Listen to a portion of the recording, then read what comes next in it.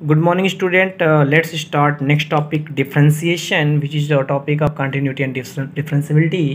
Continuity और differentiability में ये नया टॉपिक है डिफरेंशिएशन, और यहीं से ही कैलकुलस की स्टार्टिंग अप लिमिट से तो हो ही जाती है, लेकिन ज़्यादातर यहाँ से मेन मानी जाती है। और डिफरेंशिएशन हम टॉपिक अपने क्लास 11th में एक बार आप लोग पढ़ चुके हो। तो एक बार क्या करना है कि अब मैं जो वीडियो आपको अब मिलेगी वो वीडियो डिफरेंशिएशन के नाम से मिलेगी। मतलब ये जो पार्ट 9 आपको मैं शो कर रहा हूँ ये पार्ट 9 नहीं रहेगा, अब ये पार्ट फर्स्ट से स्टार्ट होगा। इसके पहले कंटिन्यूटी आपका अलग टॉपिक है और ये डिफरेंशिएशन को मैं अलग कर रहा हूँ, क्योंकि ये लिमिट से जो है मतलब मैचिंग में नहीं आते हैं, थोड़ा सा अलग से है। तो जब डिफरेंशिएशन में आपको पढ़ाने जा रहा हूँ तो सबसे पहला पॉइंट क्या होता है वो सुन लीजिए कि derivative of the sum function के बारे में हम बात करते हैं। Derivative of the sum function में सबसे पहला डेरिवेटिव जो होता है वो क्या होता है, वो आपको मिलता है जैसे x की पावर n। जैसे हम कुछ मान लेते हैं ऐसे x की पावर n, इसका डेरिवेटिव लेते हैं तो यहाँ लिखते हैं d बाई डी एक्स। यहाँ हो जाएगा d by D x of x की power n। It will be equal to क्या होता है, एज अ फार्मूला आपको याद करना है, पावर फ्रंट पे आ जाती है, पावर में से कम हो जाता है। ऐसे याद करेंगे तो आप नॉर्मली याद कर पाएंगे। सेकेंड जो होता है वो क्या होता है, सेकेंड वे में आप कह सकते हो कि d by D x of E की पावर एक्स। एक्सपोनेंशियल में देखा जाए तो वो ई की पावर एक्स ही रहता है। थर्ड केस अगर देखें तो D by D x of A की पावर एक्स का डिफरेंशिएशन देखते हैं तो ये होता है ए की पावर एक्स लॉग ए। फोर्थ वे में अगर इसका सोल्यूशन देखें तो ये चौथे नंबर पे आ जाता है D by D x of log x. तो इसका जब डिफरेंशिएशन देखेंगे तो आएगा 1 बाई एक्स। आफ्टर दैट थोड़ा सा और इस तरह से आगे बढ़ते रहते हैं। और फिफ्थ वे में अगर देखते हैं, मैं एज अ फार्मूला इसको भी याद करा देता हूँ बच्चों को, क्योंकि कभी कभी प्रॉब्लम उनको होती है। D by D x of, अगर कहीं पे भी अंडर रूट एक्स है तो इसको डायरेक्टली याद कर लीजिएगा क्या कि 1 बाई 2 रूट एक्स, क्योंकि इसका यूज होता है और बच्चे बार बार हालांकि इसका सोल्यूशन आप पहले फार्मूले पे कर सकते हो, बट फिर भी मैं इसको सोल्यूशन के तौर पे आपको याद कराना चाहता हूँ, क्योंकि मैं नहीं चाहता कि आपको कोई प्रॉब्लम्स हो। तो ये हो गया 5 फार्मूले इधर के। इसके बाद ट्रिग्नोमेट्रिकल मैं कुछ चीज़ें बताना चाहता हूँ। जैसे यहाँ पे होता है D by D x of, अगर आपसे बात की जाए साइन एक्स की तो D by D x of sine x की वैल्यू होती है कॉस एक्स। फिर D by D x of cos x की वैल्यू होती है माइनस साइन एक्स। फिर यहाँ देखिएगा D by D x of ten x अगर आता है तो इसकी वैल्यू होती है sec square x.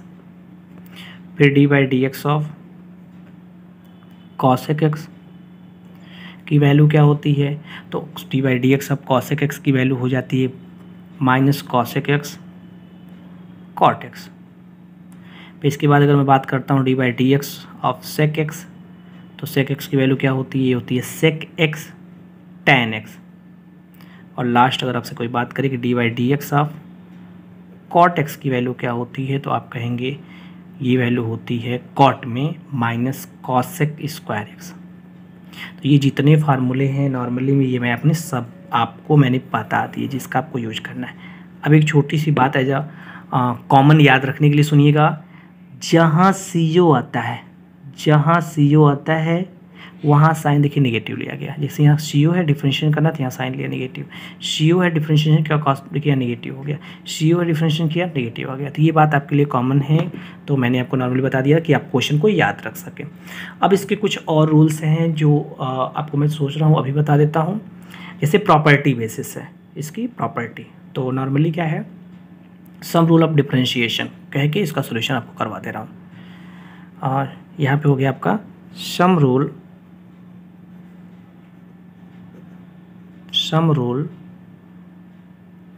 Of differentiation.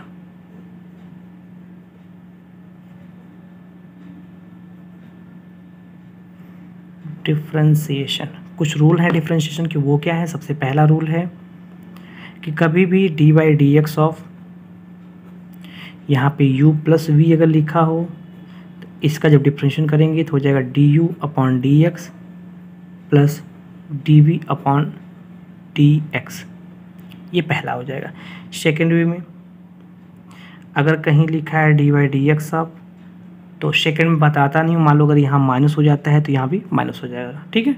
अच्छा, D by D x of अगर मैं कह दूँ कि यहाँ पे u इंटू, इसका बहुत ज़्यादा यूज होता है तो u इंटू वी हो तो इसको आप क्या कहते हो, आप ऐसे कहते हो u d by D x of v, अर्थात d v by D x plus v d you by D x. ठीक है, हाँ ये हो गया। आफ्टर दैट थर्ड वे में डिवीजन का केस आपको बताने जा रहा हूँ। डी बाई डी एक्स अगर हो डिवीजन के केस में, मतलब आपको u अपॉन वी ऐसे लिखा हो, तो आपका सोल्यूशन क्या होगा, तो आप क्या करते हो, डिनोमिनेटर का होल स्क्वायर कर देते हो। तो यहाँ फिर डिनोमिनेटर से स्टार्ट किए हो तो आपका हो गया यहाँ denominator D by D x of numerator, मतलब ये हो गया आपका, माइनस अभी आपने u को छोड़ा था तो u पहले यहाँ लिख लेंगे, अब की बार v लिखेंगे तो d v by D x. इसको सॉल्व करने का कुछ और तरीका मैं अलग से आपको बता देता हूँ, वो क्या होता है, इन दोनों को सॉल्व करने का एक अलग तरीका आपको बता देता हूँ। जैसे मैं बच्चों को याद कैसे कराता हूँ वो देख लीजिए। मैं कहता हूँ कि जैसे D by D x of, यहाँ लिखा first function into second function. अगर ऐसा होता है तो मैंने कहा कि आपको याद करना है कि यहाँ लिखना first function differentiation of second plus second function differentiation of first, ये याद रखना आपको अच्छा रहेगा। और इस दूसरे को मैंने बताया D by D x of, इसे आप न्यूमरेटर अपॉन डिनोमिनेटर का नाम दे दीजिए तो आपके लिए बेटर होगा। तो आप कहेंगे कि पहले डिनोमिनेटर का होल स्क्वायर कर लिया मैंने, यहाँ कहेंगे denominator D by D x of numerator minus numerator D by D x of denominator. ये याद करने का आपको तरीका मैंने बताया, इस तरीके से आप इसका सोल्यूशन कर सकते हैं। इसके बाद अगर आप बात करो तो कुछ चेन रूल भी इसमें रिलेटेड होते हैं, वो क्या है, जैसे आप इसको मैं हेडिंग आपको बता दे रहा हूँ, वो क्या है, आप कह सकते हो कि डेरिवेटिव ऑफ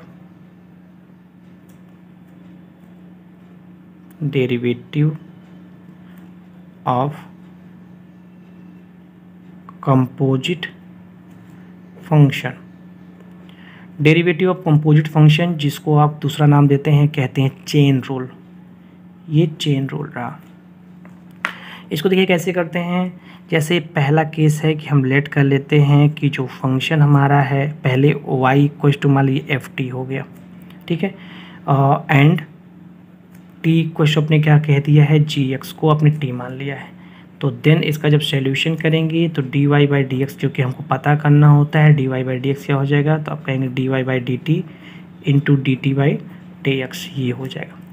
ठीक है, इसी तरह से अगर तीन टर्म का भी आ जाएगा तो कोई दिक्कत नहीं है। तीन टर्म का कैसे करेंगे, हम लेट कर लेंगे, लेट कर लिया y equal to f t, तो आपने क्या कहा, t को ऐसे केस में आपने कह t को हमने मान लिया जी यू, और एंड फिर बाद में अपने u को क्या माना, तो u को आपने कह दिया एच एक्स।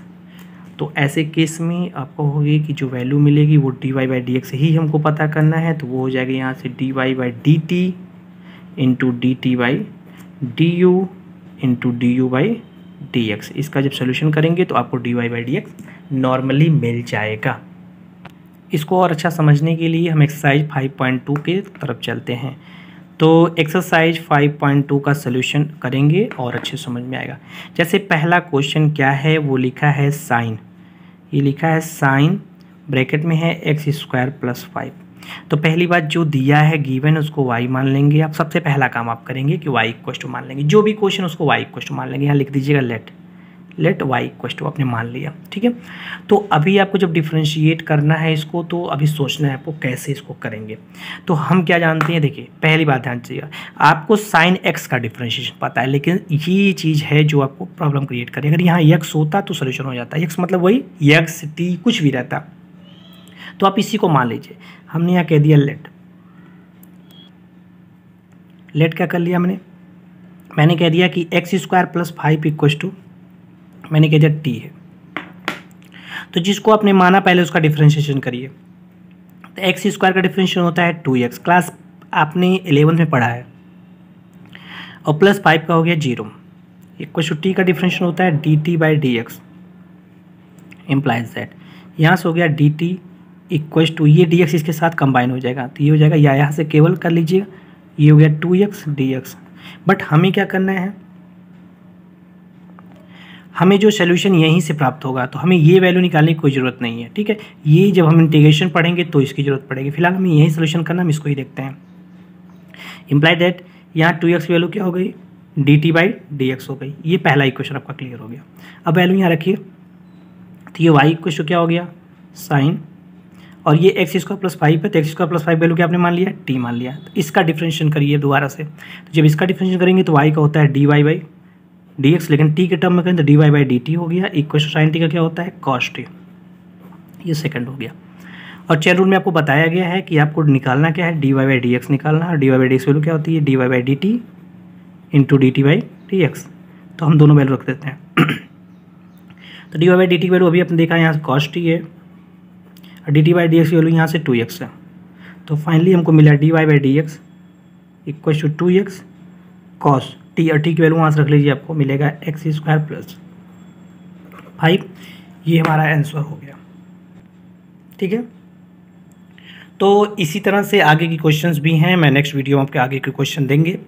आपको एक नॉर्मल सा बता रहे थे कैसे सोल्यूशन होता है। Okay, have a nice day.